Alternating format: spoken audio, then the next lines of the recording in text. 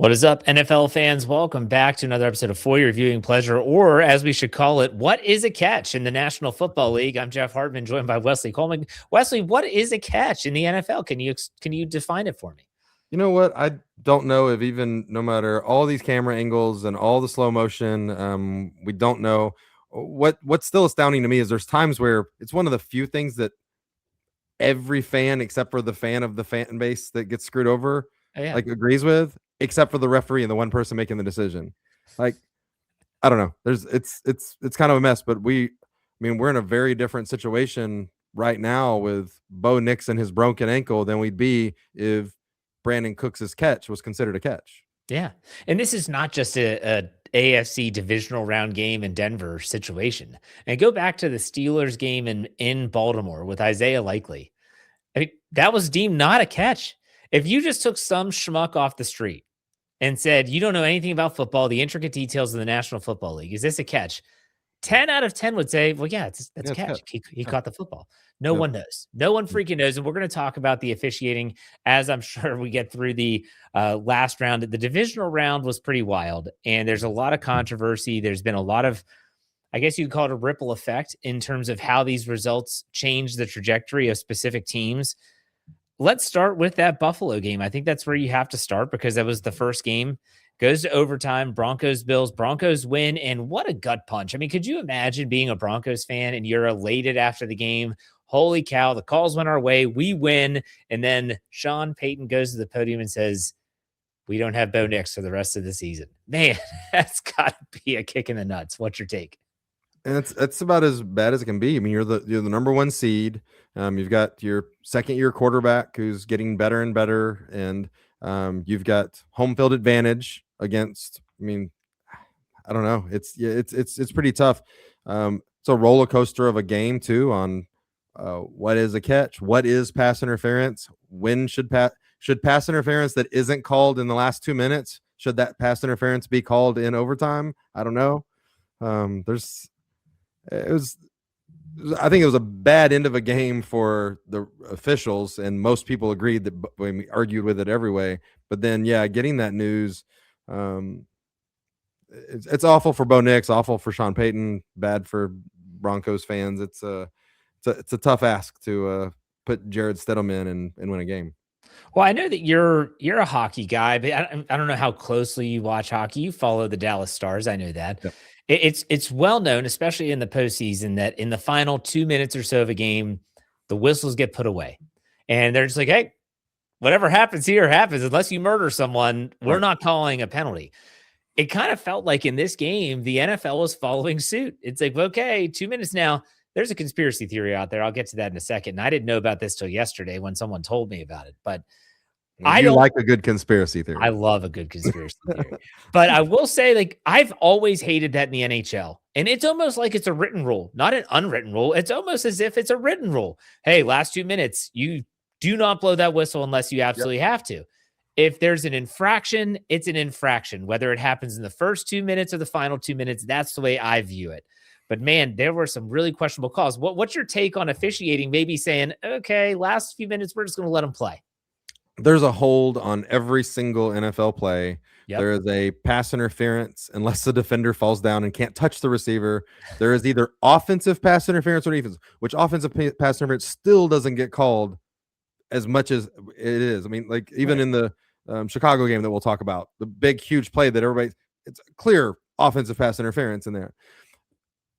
I want people to play if there's a crazy infraction, like what happened to the New Orleans Saints in a home game, in the famous no call against the Rams that walked the Rams into the Super Bowl. I want like serious, but hand fighting, people touching. There's not a jersey pulled out. I want these guys to be able to play football. I think it's crazy that there's people that are arguing that there should have been pass interference on the Brandon Cooks no catch. I don't agree with that. But the last drive that the Bills had in regular time, there was a clear pass interference that was not called and just wasn't going to be called. And then the Broncos, a lot of their yardage going down the field in overtime was on pass interference. It's just The majority of their yardage was every on single bit of penalties. it. And I just don't like it. It's a little bit dirty. Buffalo can always go back and say they had their own chance to win and things to do, but it's I don't like it when it comes down to fourth quarter and overtime. I'd rather the game be decided on a non-call than the wrong call, I guess. Yeah. Having been a terrible recipient of a non-call. Well, when was the last time you saw a game-changing, game-altering play like the Brandon Cooks catch, interception, whatever we want to call it, not actually be reviewed thoroughly? Crazy. They do an expedited review. Sean McDermott calls a timeout because he's like, I want you all to look at this closer. And they're just like, meh, we're okay. And I know for a fact that the NFL typically will always rule on the side of a turnover. Why? It's automatically reviewed. Yep. Man, that's some shady stuff. And this is where the conspiracy theory comes in, that they had already delayed the 49ers Seahawks game and they didn't want to delay it again. And that New York was like, no, we got to get this going. We're not spending 10 minutes in a booth to try and figure this out, even though that's what should have happened. I don't know if you heard that conspiracy theory or not. Yeah, I just think that there are plenty. I like seeing plays in real time at real speed and knowing what they are. That is one that in real speed, because you couldn't see the ball and you couldn't tell where it was, looked like an interception. Having said that, you can go back and you can see multiple angles of still footage of Brandon Cooks holding the ball, laying on the ground with the defender standing up, touching him. And then yes, there's a rollover and a fall and all that kind of stuff. But there's a real clear point of that. And I think if you watch it in real time, you're like, oh, they were both kind of falling and the ball. No, the other guy was standing up, touching Brandon Cooks, who was on the ground, cradling the ball in both arms. Which you would have seen if there was an actual review of the play. It's crazy. I'm baffled by.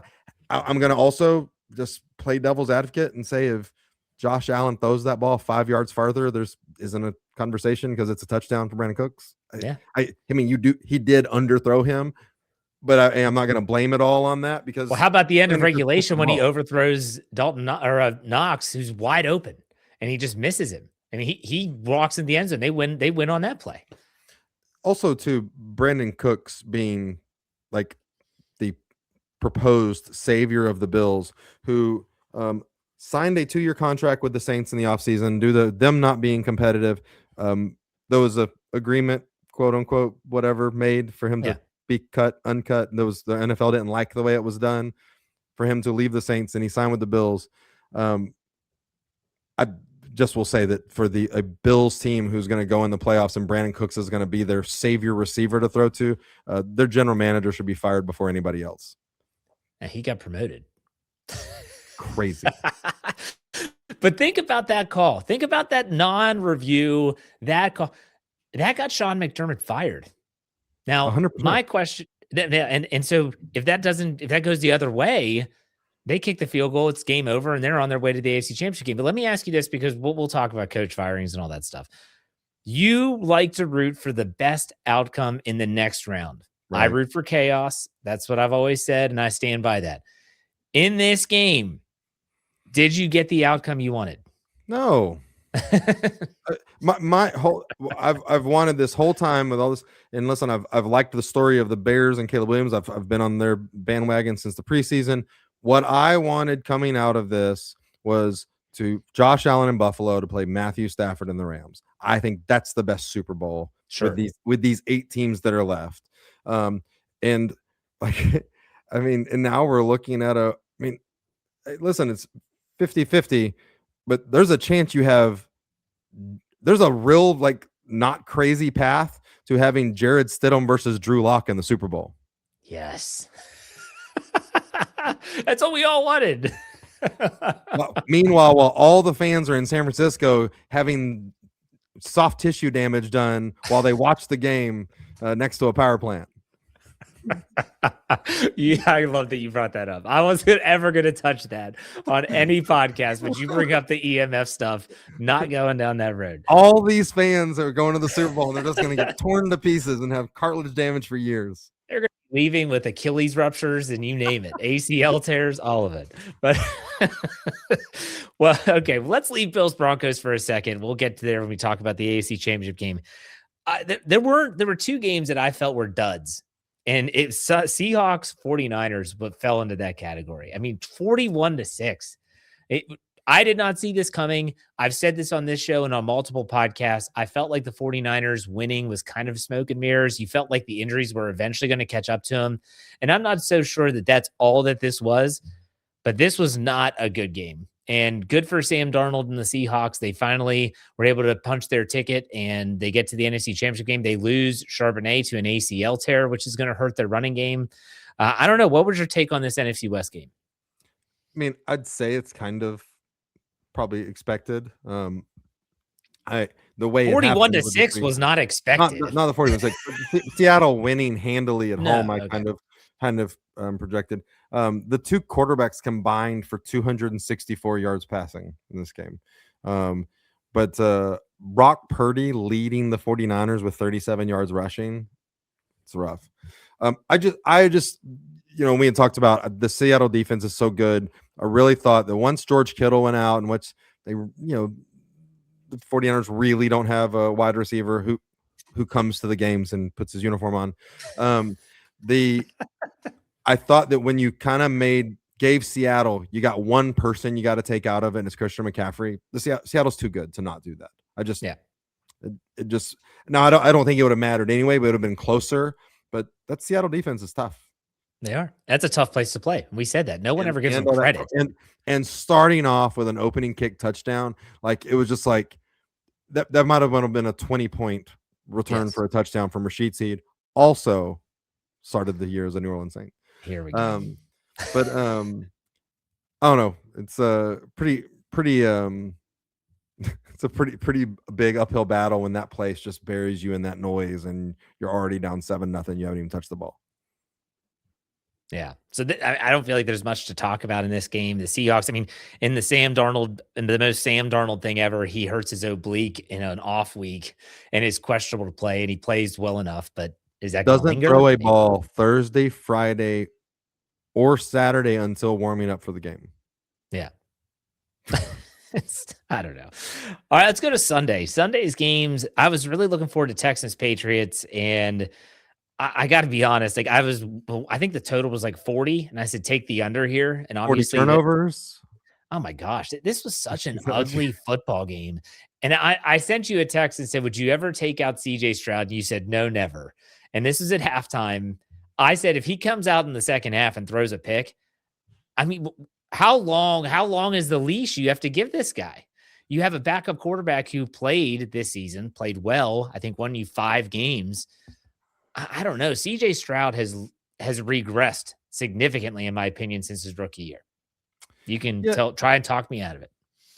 No, but I mean, I agree. But he has been injured. His line has been not good. And then kind of with the problems he's had with wide receivers being healthy, it hasn't been a big help. Having said that, he did play very bad. And I think you could tell, I think this was the weather and everything else. And plus like defense being good.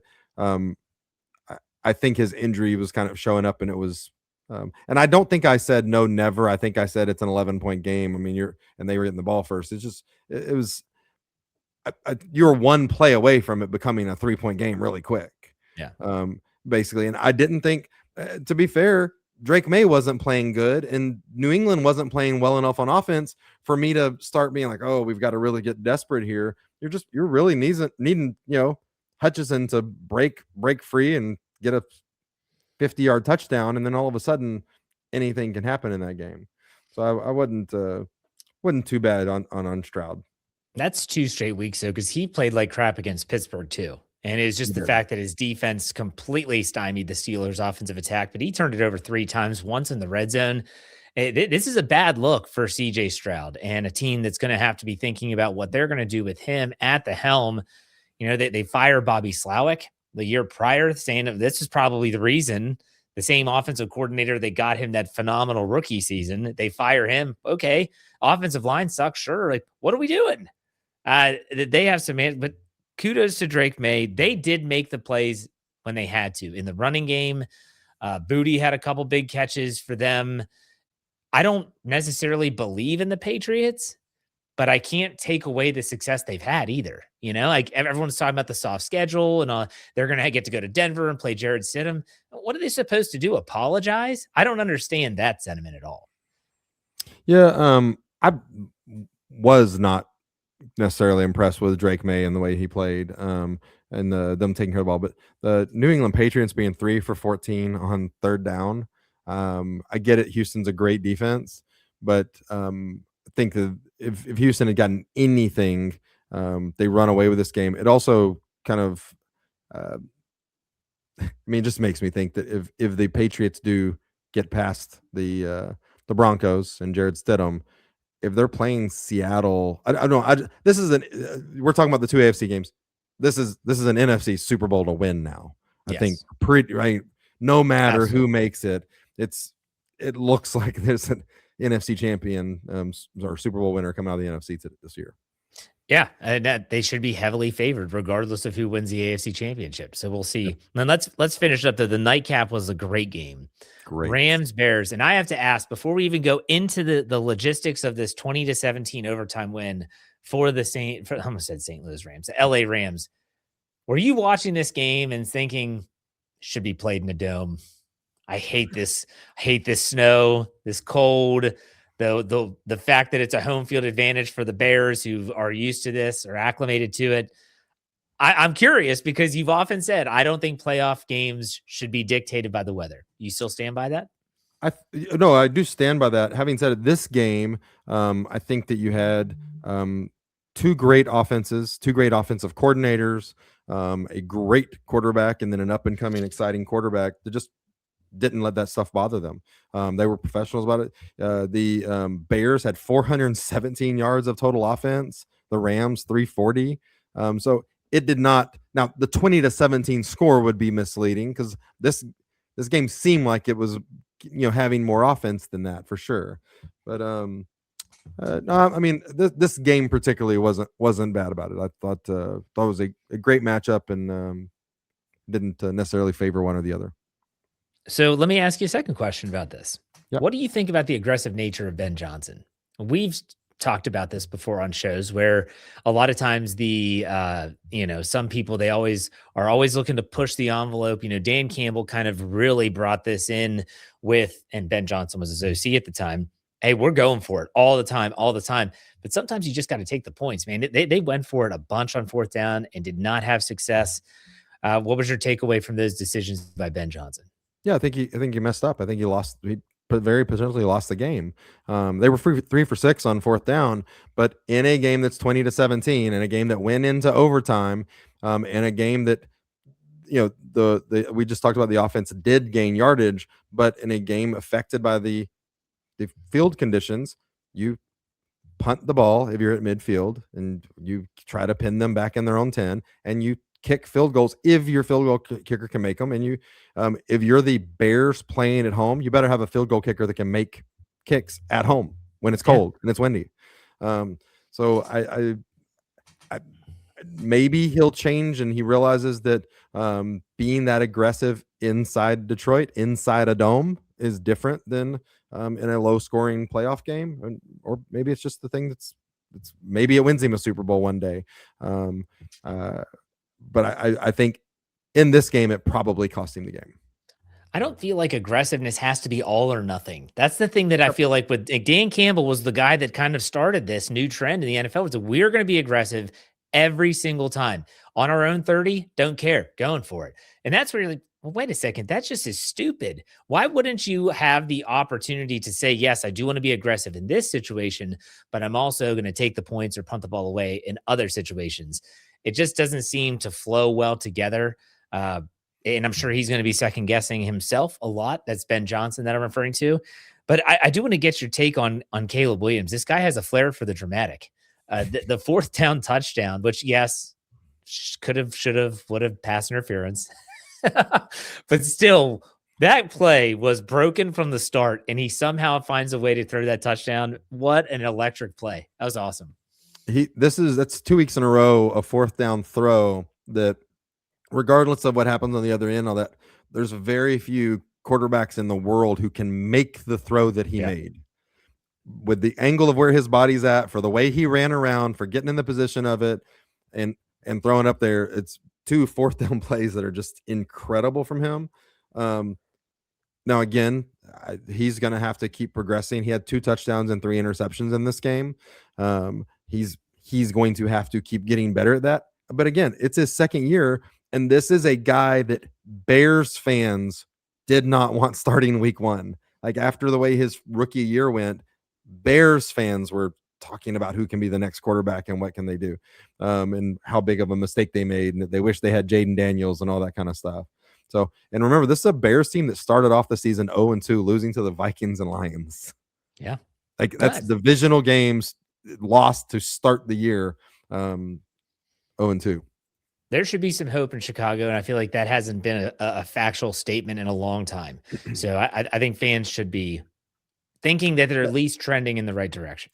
And the good thing going on, the Bears have the same good thing going on for them that the Saints do, which is their defensive coordinator it's Dennis Allen, and the Saints defensive coordinator is Brandon Staley. Both of them had such a terrible track record as a head coach that you got multiple years of them as a defensive coordinator before they even get sniffed as a head coach. Even if they're the number 1 defensive coordinators in the league, they got a little ways to go. Robert Saleh is getting a second chance because he was with the Jets organization. And being with bad teams kind of helps you. Those 2 guys were bad at being head coaches. And so I think it's the one thing, you're going to keep your coaching staff together for 2 or 3 years before anybody's even trying to take them. That's if they get another shot. Think about someone like Spagnuolo in Kansas City, who got his shot. It was not a good experience, him as a head coach. He's just been a defensive coordinator for the rest of his career. There's nothing wrong with that. What about Eric Bieniemy getting another shot speaking of the Chiefs? Dude, that's what the hell is going on there? Like, that's, I don't know. Desperation. Really? They've got to be. That's just desperate. They did a whole lot to say that he didn't have anything to do with it, and now they're bringing him back. Let's go to the conference championship game. We're previewing these 2 games, and I swear to you, this first game, which is Sunday at 3 p.m. Eastern time on CBS, it feels like I was more excited for the divisional round than I am for the conference championship. You have the New England Patriots going to the Broncos, and the Patriots are spotting 5.5 points on the road with Jarrett Stidham at the helm. Shockingly, the total is 41.5. Going to hammer the under on this one big time. Yeah, I'm definitely going to hammer the under. Wouldn't it be great if New England was at home against Buffalo? Wouldn't that just be? Yeah, wouldn't that be incredible? Awesome. Wouldn't be a great game? Wouldn't we all enjoy that? Listen, this Denver defense is very good. I'm not going to just completely eliminate Sean Payton and how great he is as a game planner, a motivator, and as an offensive coach. Having said that, Houston last week, their leading rusher was Woody Marks, who rushed for 17 yards on 14 carries. If Denver can't establish RJ Harvey, and then they've got J.K. Dobbins is maybe coming back. His window's opened, yeah. I don't know if it matters, though. I mean, they're going to be stacked up to stop the run. There's going to be opportunities for Jarrett Stidham to complete medium long passes, get some yardage, get some receivers in space, if he can stay in the pocket and stand the pressure. But I don't know how, if they're leading rushers for 17 yards the way the Texans did, it's a really tough uphill battle for Denver. I feel like the defense of Denver is going to have to do something special here. Spectacular. Yeah. They're going to have to score points. I hate to say that, but and Drake May, as you said, when we were recapping last week's game, he will turn it over. The guy's pocket presence is not great. We'll put it that way. He holds onto the ball for a very long time. And if there's no running lane, you can get to him and you can get the ball away. And they do have a knack for turning the ball over this season. I think it was in week 3. They played the Steelers. Steelers had 5 takeaways, 4 fumbles, and a red zone interception of Drake May. It is possible that the New England Patriots have a game like that. If I'm New England, I'm running the ball. I don't care if I'm only winning by a field goal. I'm just running the ball, right, wasting the clock, and just thinking that's all they're going to try and do is run the ball. This is a game where I'm very, very fascinated by what Sean Payton's going to do. It, How long is the leash for Jared Stidham in terms of, okay, they're going to stack the box. We're going to go play action early, and we're going to try and hit a big play because that's the only way we're going to be able to move the ball. You're not going to be able to run it. You're just not. So that's your boy, Sean Payton. Let's see what he can do. Yeah, and it's 31 degrees in Denver for this game. So it also comes down to Denver kicking at home. Lutz has been money there. He's been really good. Also former New Orleans Saint. And I don't know. It'll be interesting. I like the Denver defense. Did we hear, is Patrick Surtain okay? I know he had left with a shoulder and he'd come back and kind of was in and out of the end of that game, but I haven't heard anything, so I'm assuming he's okay. Okay. So who are you taking here?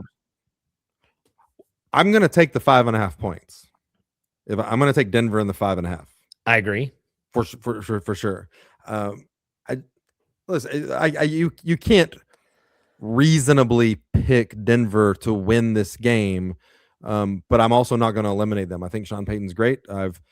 Listen, this is a guy who Teddy Bridgewater went 5-0 when Drew Brees had surgery on his hand and had to step in. This was Teddy Bridgewater after he had been injured and had been out and didn't do anything, and he changed the game plan completely of the Saints offense in 1 week from Drew Brees breaking his hand against the Rams to immediately the next week Teddy Bridgewater, and he went 5-0 running the Saints offense that was a completely different offense than what the Saints had ran. So he had winning records with Jameis Winston as the quarterback when Drew Brees was out. He had winning records with Taysom Hill as the quarterback, not the sub whatever. And he's done that consistently. So I'm not going to eliminate his ability to put together a game plan and figure out how to attack a defense and what to do. And I think it's going to be a low scoring game, and anything crazy can happen here. I'm going to say Patriots win outright, but take the Broncos getting 5.5 because I think it'll be close. So that's my prediction. Then we go to the big game, Rams, Seahawks, the rubber match. Both of these teams, obviously both NFC West teams, each won. Both came under a field goal in terms of the margin of victory. The Seahawks are spotting only 2.5 at home here. So that tells you something in terms of how the sports books are viewing this upcoming game with a total of 47.5. That's a big line there. I'm still thinking under. I don't know what the weather's calling for yet. That's still up in the air for me. What's your takeaway here? I love it. This is the best football game I've seen in a while. It was a Thursday night game that went into overtime, and Seattle goes for 2 to win the game. To answer your question, 47 degrees. So I'm going to take the over. Now that I hear that changes things, because if it's raining and cold up there in Seattle, I'm not taking the over. But 47 degrees. So, Stafford can sling it. Stafford just did fine in Chicago. He didn't throw any touchdowns, but he did just fine with that weather and all. But yeah, the Rams won 21-19 when they played earlier in the year, and then Seahawks won 38-37 in overtime later in the year. This is what I wanted. I wanted this rematch of these two because that was such a great game on that Thursday night. So let's see it. I mean, tell me this isn't the Super Bowl. It feels like it. I swear it feels like it. Feels a lot like the Super Bowl. And this is a 6:30 p.m. Eastern time kickoff on Fox. That is, unless the Patriots Bronco game gets pushed back, in which case they'll expedite reviews to make sure the kickoff doesn't get delayed. All right, but are you taking the Rams here? Getting points on the Rams? I'm taking the Rams outright and of course the points. I'll take the Rams getting points, and I'll take the over, like you said, since it's 47 degrees. Gosh, I never would have guessed mid-January you'd have 47 degrees in Seattle, but hey, that'll be good. I want it to be a good weather game. So that would mean that both of us are predicting a Patriots-Rams Super Bowl. Interesting. We'll have plenty of time to talk about that. Let me ask you one quick question before we call it a show. Where do you put the Buffalo Bills job on your rankings? Last week, you talked about how you thought the Raiders with the number 1 overall pick was the most attractive job in the NFL. Where do you slot Buffalo now that Sean McDermott's been relieved of his duties? Yeah, it's the best job that there is. So Buffalo goes ahead of the Raiders. Yeah, when you got Josh Allen, who's going to be for me the best quarterback that's available. This even though I like Fernando Mendoza, and man, what a run to win the national championship Was not going to be denied, man. My goodness, but yeah, Josh Allen's the best quarterback out of the teams that have that are looking for a coach. I think that comes with high expectations. I don't like that the general manager. Not sure if that's the best thing, but you're going to work all that out. I think that's a great situation for someone to go into. Mike Tomlin. You just want some trade value for him. Of course. I think he'd do great up there. He's won a few playoff games with a large mobile quarterback before, so it's possible that he could do it again. Do you think Harbaugh or Stefanski? Because there's only been 3 or 4. Yes, they regret it. I was going to say, why didn't I wait another week? Yeah. Well, we'll see. We'll see how that plays out. We'll be keeping you covered. Next week, we are not going to be previewing a Pro Bowl, but we have a lot to discuss next week as we get you geared up for the Super Bowl. What are we going to say, Wesley? Anything? Is Brandon Cooks get a contract extension for allowing the Bills to fire McDermott? I don't know. The president of football operations can do that, can't he? It seems like there's a fallout here from Bills players not being happy about this. Same as it's. I mean, obviously, the Steelers, they didn't fire Tomlin; he quit. But it seems like Steelers players are not happy, and I wonder how much that affects. I know these contracts come down to money. People are always like, "Oh, you can't do that because the players sign the contracts for money." Right. But I still like for the players who can get the same amount of money from anybody and can max out a contract. I wonder if how this affects them. And you got Josh Allen, who's blaming himself, rightly so, and crying in his post-game press conference. He's already blaming himself and stuff on him, and the next day you fire his coach that he doesn't want fired. I think that's interesting to do to your franchise quarterback who's already having a tough time with the blame and the guilt of the loss. Meanwhile, in Baltimore, they were almost celebrating. It felt like there were a lot of players that were like, "Yeah, this is what we needed. This is what we feel like we wanted." And it's like, whoa, Harbaugh got you guys a lot of wins. Can't help the fact that your quarterback's hurt all the time. So, I don't know. Interesting. Interesting. Tough. Different situations. Harbaugh in Buffalo would have been pretty dang. Yeah. That'd been pretty dangerous, I think. He also got a 5-year, $100 million contract. So I think he's going to be just fine. He'll be all right. He'll be fine. All right, Wesley, what's coming up on your Doe Patrol podcast and what's your social media handles? Yeah, still, covering the rest of the stuff in the NFL, but keeping up with Saints news and where the draft's going to be and what kind of players we're going to get for Tyler Shuck. And know there are some contract extension talks with some of the older veterans like Demario Davis and Cam Jordan who do want to keep playing.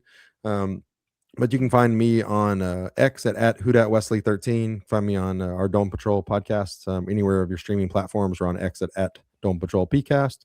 Jeff, where can we find you in your Steelers coaching search coverage? Oh, by the way, congratulations on Mike McCarthy. I know it's a little early. Probably by the time you're listening to it, he's already been announced. He's going to look like a big yellow rubber ducky, and I love it.